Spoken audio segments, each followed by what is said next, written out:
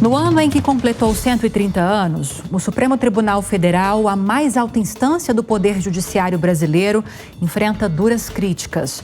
Sabia que o órgão foi inspirado na Suprema Corte norte-americana? Te explico agora as principais semelhanças e diferenças entre os tribunais. Tá explicado.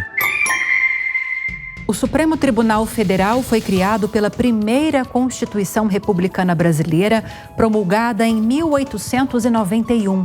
A estrutura do órgão foi inspirada na Suprema Corte dos Estados Unidos, fundada um século antes. Atualmente, o STF é formado por 11 ministros que precisam ter entre 35 e 65 anos, além de apresentar notável saber jurídico e reputação ilibada.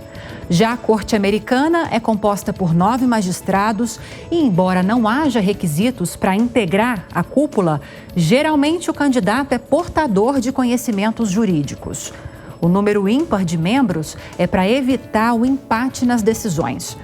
Os dois tribunais têm como principal atribuição garantir que a Constituição seja cumprida. Tanto no Brasil como nos Estados Unidos, os ministros são indicados pelo presidente da República e precisam ser submetidos à aprovação do Senado. Porém, as sabatinas americanas costumam ser mais rigorosas.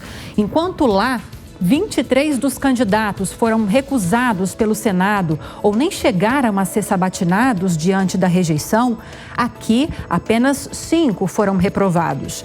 E todos eles há mais de um século, no governo de Floriano Peixoto.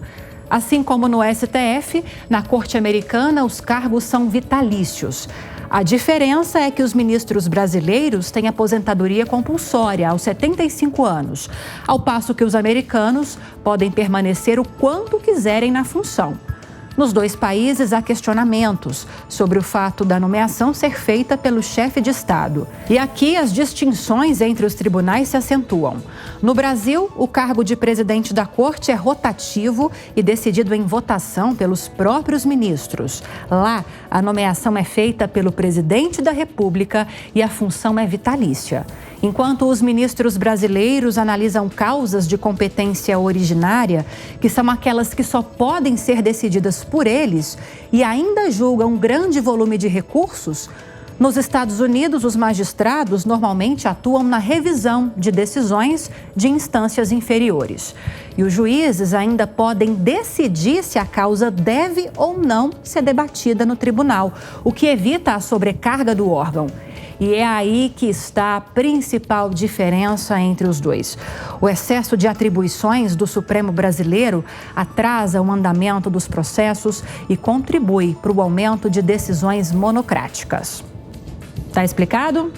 Até a próxima.